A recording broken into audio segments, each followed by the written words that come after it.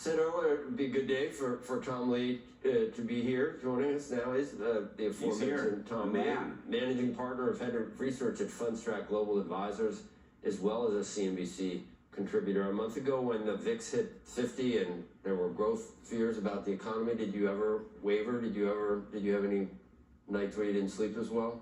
There were 3 days of horror, as the market post FOMC all the way to that Tokyo Black Monday.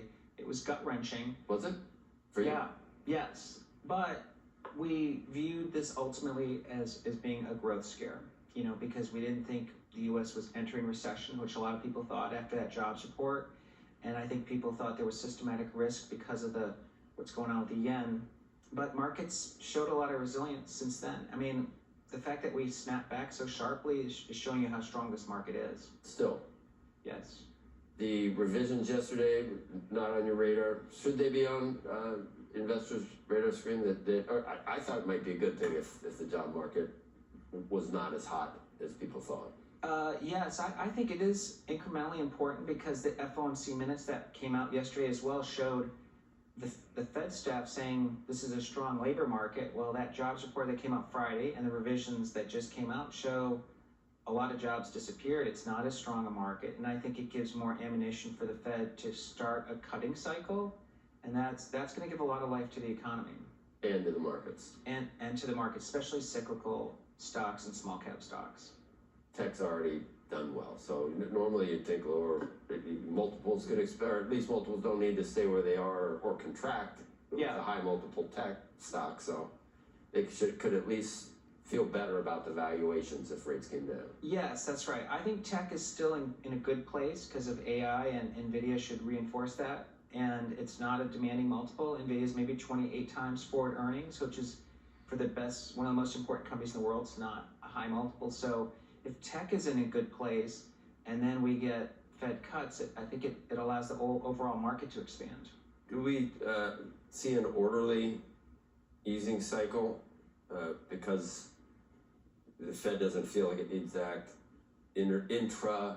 They have a meeting where they go 50 or whatever. You think they just 25 and then the next meeting 25, so only do 50 this year and then maybe continue next year? You think it'll be like that? I think that a soft landing the probabilities are going up, and that's why this should be a benign cutting cycle, like good for markets. But I think the key is the Fed getting off data dependence, because data dependence is the reason they missed the inflation turn, and I think now they're missing the soft landing. Rearview mirror. But is it possible that they're too restrictive right now, and that the lag we don't know how powerful the lag effect of the higher rates could be, and they end up doing 50 or doing a couple of 50s? Is that possible? I think futures markets are showing more than 2 cuts, so I think the Fed probably is a little behind the curve, and we know there is a recession in housing and durables and auto sales, so there was a lot of pain out there, so cutting more aggressively would actually make sense, at least from the market's perspective. Where do you think, well, you're a market guy, but where do you think unemployment tops out? Do we get to 5? Do we go over 5% unemployment? A lot of it has to do with how the Fed communicates to CEOs, because a lot of companies are cautious, right? With monetary policy this tight and real rates this tight, it makes them reluctant to expand. And so the job market itself kind of hinges on what the Fed's doing. And yeah, it could, once the job market starts seeing unemployment rise, it could get bad. I think Bitcoin's 60,000, give or take. Gold has been hitting new highs, obviously. I think we showed a chart the other day. Kelly was trying to tell me she had been right about the disconnect. No, about gold being a bet. So we looked at it over the last 5 years, or I don't know how many years, but gold was up 90% and Bitcoin was up 13,000%. Okay. That was that we looked at. So I mean, gold is moving, and it's moving not in a correlated fashion with risk on, whereas Bitcoin definitely looks like it's just a Does that ever switch? I think it can. I mean, Bitcoin is just sort of got 2 functions, right? Because it is a risk-on asset, but I think it's an important protection against systematic risk. Do you ever want it to be correlated to gold?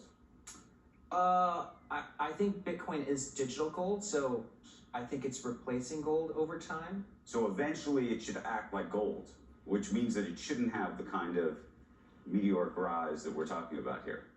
Well, it depends on what the dollar does, because there could be a day that dollar could debase, and then you'd want to own a lot of Bitcoin or gold. But I mean, to me, the fact that gold's rising is showing you there's still a lot of fear out there. I mean, I think gold is almost a measure of the bearish sentiment, and that's why I think stocks still. Do you have?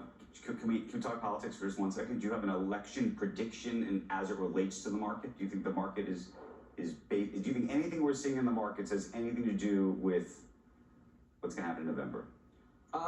Yes, to an extent. I think that the markets are believing Trump's probabilities of winning are stronger than the polls are showing. But I think when the market sort of becomes more convinced of that, I think you'll see cyclical stocks do better, small caps, Bitcoin do better, because these are really clear policy differences.